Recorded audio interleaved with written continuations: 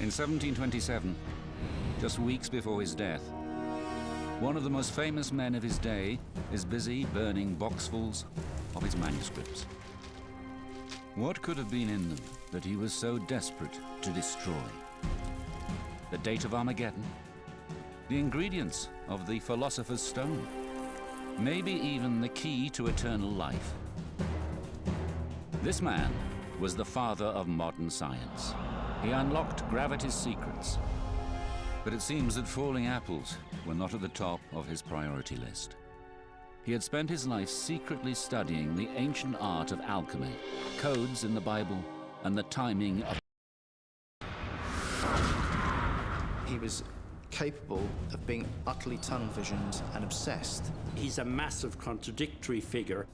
Why was he so secretive? And what did he have to hide? We find out as we open the mystery files on Sir Isaac Newton.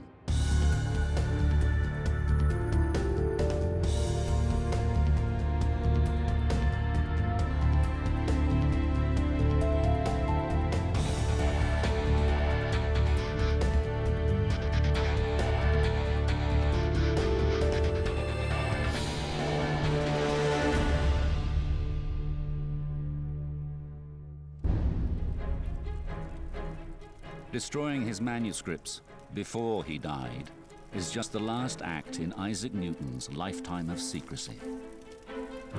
To find out what he could be so desperate to hide, we need to go back to his early years. It's 1661, and at the age of 18, young Isaac Newton leaves home to attend Cambridge University. Rob Iliff has spent over 25 years studying Newton's manuscripts. At some point in early 1664, he goes to the mathematical lectures of Isaac Barrow. And it's quite clear that at a very early age, he's capable of completely independent and original research. In 1665, the plague is rife, spreading out from London. Newton leaves Cambridge and travels 160 kilometers north to Woolsthorpe and the protection of his family home. During the 2 years he spends there, he invents calculus, makes huge discoveries about the nature of light, and the fateful apple supposedly falls, sparking his theory of gravity.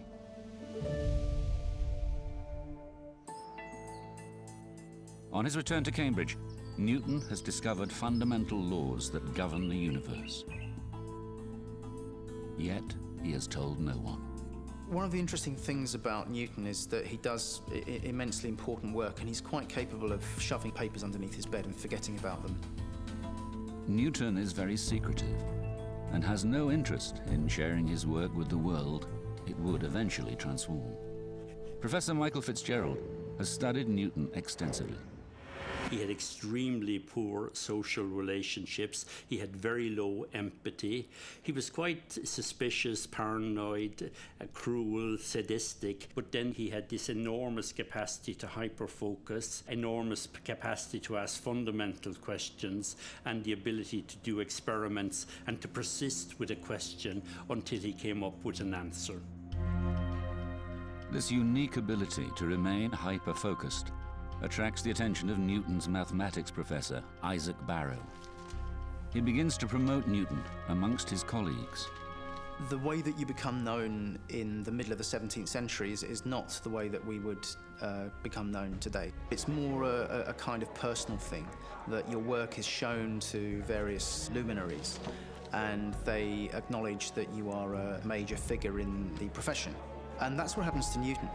Isaac Barrow starts sending out one or two pieces of work that Newton's done, and a small group of people know that this person is a major, serious mathematician.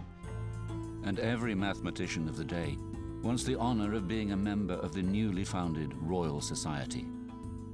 Keith Moore is the librarian of the Royal Society today.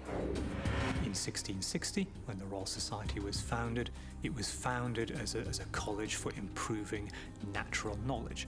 Members in Newton's day include such eminent scientists as Robert Boyle, Christopher Wren, and Edmund Halley. They are keen to hear the ideas of this young renegade scientist. But getting the secretive Newton involved is not a simple task. He grows ever more brilliant and ever more solitary. Newton works obsessively. He is something of a recluse, and he writes reams of material that no one else sees. This is knowledge that he's developing for himself. Andrew Gregory is an expert in the history of science. I don't think that anyone would ever really describe Newton as popular and easygoing at any point of his life. He is quite obsessive about his work. He's very much a workaholic and doesn't have a great deal of interest outside his work. Newton remains locked away in his chambers, speaking only to the few men he respects, like Barrow. And it is another intervention from Isaac Barrow that finally propels Newton out of hiding and into the limelight. Newton is the first person in 1667 or 1668 to make a working reflecting telescope. And he shows this to Isaac Barrow. And Barrow sends Newton's reflecting telescope to the Royal Society. Newton's telescope is revolutionary because it's over 10 times smaller than the equivalent telescopes of the day. These were refracting telescopes that use lenses to magnify objects. The bigger the lenses, the better the magnification. But to see pinpoints of light like planets and stars, they had to be enormous. Newton's telescope uses mirrors instead of lenses. These reflecting telescopes could be much smaller for the same magnification, making them a lot easier to use. But size wasn't the only problem with the big old telescopes. They also caused small rainbows around the edges of objects, making them difficult to see clearly. This effect is known as chromatic aberration. Newton's telescope did not suffer from this problem. Refracting instruments were very big, unwieldy. Their colour aberration problems were very difficult to overcome. Newton, at a stroke, seemed to have solved all the problems that these scientists had. After they received his groundbreaking telescope, the Royal Society want to see what else this strange character has to offer. The Secretary of the Royal Society says to Newton, this is extremely interesting, have you got anything else? And Newton says, yes, I've got something that's been hanging around for a few years by my table. It's not worth very much, but I do think it's the most important thing that's ever been discovered in science.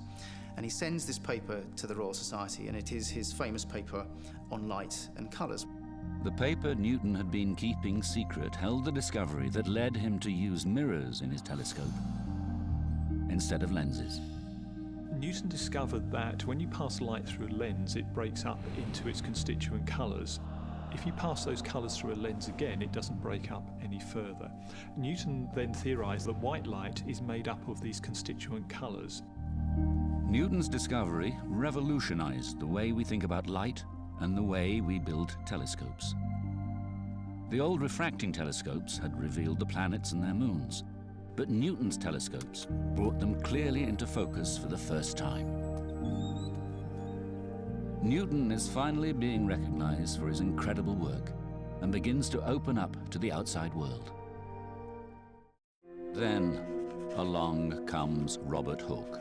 A gifted scientist in his own right, Hooke is the curator of experiments at the Royal Society. Robert Hooke is, if you like, the star performer in the Royal Society. And he has no reason to think that he's going to stop being this star performer until in 1672 the Royal Society receives this paper from an obscure mathematics professor in Cambridge, and Hooke immediately realises that there's a problem. Robert Hooke is a popular figure in the sociable coffeehouse culture, the best way to promote your scientific ideas at the time. Coffeehouse culture was very big. Science in that kind of context could be debated in public amongst groups of like-minded individuals that all gather together in coffee houses and share their ideas about the world. So it was a public forum and not necessarily the kind of place that Isaac Newton would have found very comfortable, I think. Robert Hooke reads Newton's theory of light and finds that it conflicts with his own understanding of how light works. He writes a scathing review of Newton's paper, which is discussed amongst the members of the Royal Society. The secretary of the society decides to send word back to Newton, who grows furious. Hooke really upsets Newton quite early on in their relationship by the nature of his response. It's pretty negative, and there isn't very much positive, the kind of thing that Newton likes to hear, i.e. that he's a great man and has transformed physics. Newton has taken a big chance, allowing others to see his work. Now it's backfired, and Hooke is about to feel the wrath of Isaac Newton. He sends a 20-page letter back to the Royal Society, outlining exactly why Hooke is wrong and he is right. Insults fly back and forth until Newton finally snaps. He retreats back into his own world and announces that he will not publish again. But his scientific work isn't all that he's been keeping under wraps. For years, he's been dabbling in rather more mysterious work with the dragon, the venomous worm, and the blood of the green lion. Thanks to his regained isolation, he can now focus on this illegal practice, and that's exactly what he does. He becomes an alchemist. Alchemy is the ancient practice of searching for fabled treasures, such as the philosopher's stone, which could turn base metals into gold. By Newton's time, it is seen as a fool's game. Yet he grows obsessed, often forgetting to sleep or eat whilst metals burn in his crucible. Alchemy for Newton held the potential for secret knowledge. He read alchemical works, he experimented in alchemy himself, and this is very different from the tenets of the scientific revolution, where you would be open about your science. Over a decade later, Newton's secret work in alchemy is put on hold when the famous scientist Edmund Halley reignites Newton's interest in mainstream science. Halley had been in the coffee shops talking about a theory on gravity and the orbit of planets. Robert Hooke claimed he had already proved this theory, but after months of waiting to see it, Halley was still empty-handed. So he turned to Newton instead. Edmund Halley comes to visit him and asks him if he can prove that there's a relationship between the known elliptical orbits of planets and an inverse square law. And Newton says he can. And he says he has a proof. So according to one story, he rustles around his papers for a bit and comes back and says, "I'm sorry, I can't find it." But 3 months later, Halley at the Royal Society receives this extraordinary text, which is only about 11 pages long. But in that 2 or 3 month period, Newton had drawn up the basics, if you like, of modern physics in 10 or 11 pages. Halley encourages Newton to release these pages officially, to turn them into a book, to show the world what he has done. His flattery results in Newton publishing this theory of gravitation, as well as other laws, describing how the world works in his greatest scientific manuscript, Principia Mathematica, in 1687. Principia is just a book, but what a book. It is one of the great books. It's one of the finest scientific works ever published, and it's one of the most culturally important books ever to hit a printing press. Ultimately, I think people rightly look back to Newton's Principia Mathematica as the foundation of modern science.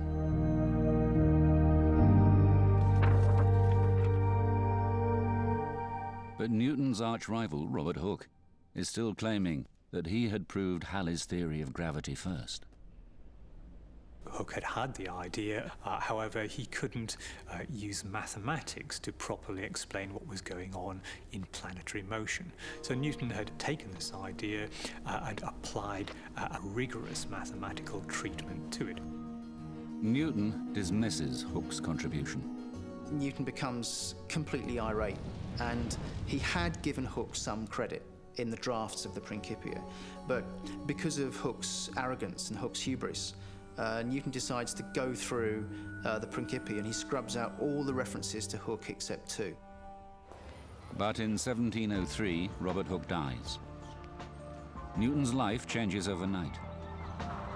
he releases another of his major works, a follow-up to his first paper on optics, 30 years after carrying out the original research.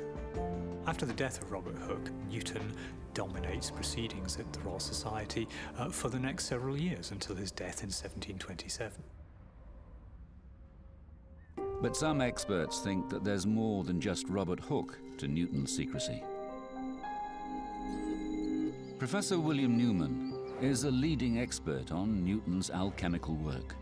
In 2010, Newman made a discovery that convinced him Newton's theories on light were inspired by his work in alchemy.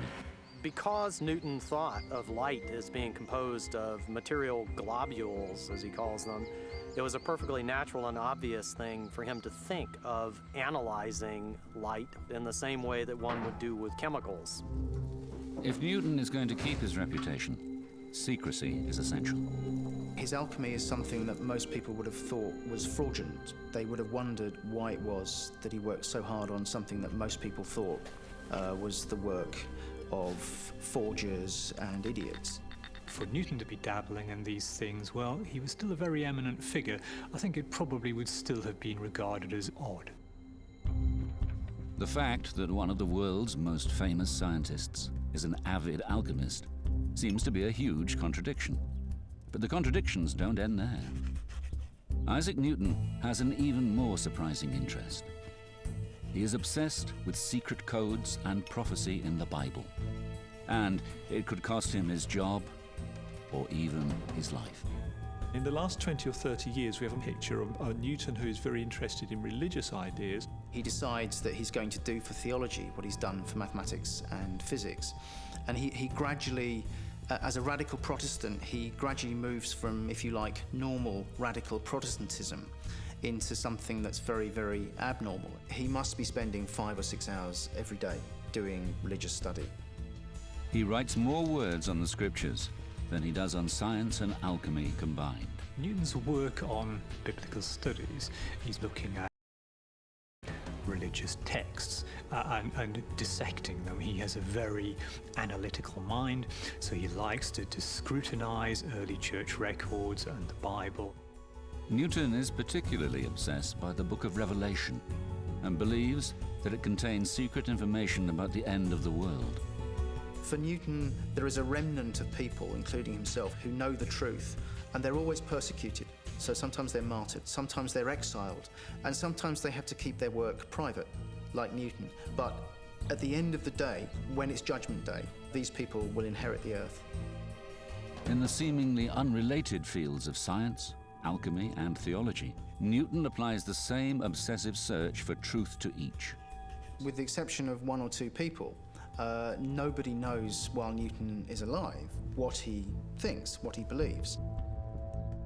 Newton is convinced that he alone has been given the gift to unravel the mysteries of the universe, whether through science, religion, or alchemy, and maintains an unrivaled cloak of secrecy over all three. But there must have been something that Newton was especially desperate to keep secret, taking it with him to the grave. We know that he destroyed hundreds of papers just weeks before his death. There are 2 sources for saying that Newton burned stuff before he died. One of them affirmed that he had seen Newton burn large amounts of material before he died that was almost certainly theological. But we don't know why he would have done this, because the stuff that he's left is so heretical anyway. We can't imagine what there was that was worse that he would have wanted to burn. I think that he burned some alchemical papers, because the vast amount of alchemical papers that we have are notes from other people's writings. But there must be hundreds of thousands of words of Newton's own musings that are lost to us. The papers Newton burns before he dies could just be copies of existing material that he wanted to be rid of. But given his interests in alchemy and theology, some researchers now suspect something more bizarre. Today, this defiant act might seem extreme, but Professor Michael Fitzgerald believes that it is driven by Newton's condition. I'm 100% sure that Isaac Newton had Asperger's syndrome. The key to the condition is poor social relationships, poor empathy. They have a piercing gaze, problems reading faces, reading body language, and they're rather repetitive in their behavior. He often wrote out works again and again and again, and these aren't just pages of works, but often tens of thousands of words he would write out again from scratch. Fitzgerald describes other characteristics he sees in geniuses with Asperger's. They have very narrow interests. They're completely obsessed with something, and they stay with it until they win a Nobel Prize. I think there is a lot of independent evidence that Newton did push himself to the limit continuously, and that he did indeed engage in this kind of distracted behaviour. And he was capable of being utterly tunnel-visioned and obsessed with whatever it was he was doing. Fitzgerald also believes that Albert Einstein and Charles Darwin showed signs of Asperger's syndrome. If Newton has Asperger's, his brain works differently than in an average person. The way I would describe it would be like having maybe 12 computers in the brain operating independently almost of each other. They're not linked up, they're not integrated as they are in a neurotypical or what we call an average person. Now, this intense local processing can function far superior to an integrated brain. Not only would Asperger's syndrome help explain Newton's genius, but it would also join together his seemingly disparate interests of theology, alchemy, and physics. Different areas of his brain working independently, but each with intense local power. He's a massive contradictory figure, and that is very common in geniuses, that they have their scientific side and they have their irrational side into the occult or spiritual matters or so on. And this is completely bizarre, but it is very common in people with Asperger's syndrome to have this split. Fitzgerald thinks that Newton's life would have been very different without Asperger's. If Newton hadn't had Asperger's syndrome, I don't think he would have been Newton. We wouldn't be talking about him today. He would be just another farmer. When Newton dies, he is one of the world's most famous men. Newton is now a more messy figure. He's more a man of his period, and understanding how Newton viewed the world and how his science emerged from that is, I think, a more interesting way of looking at it. The picture of Newton today is a much more complex one than in the past. Nevertheless, his status as a scientist hasn't changed in one iota. He's just the greatest scientist for the past 1,000 years.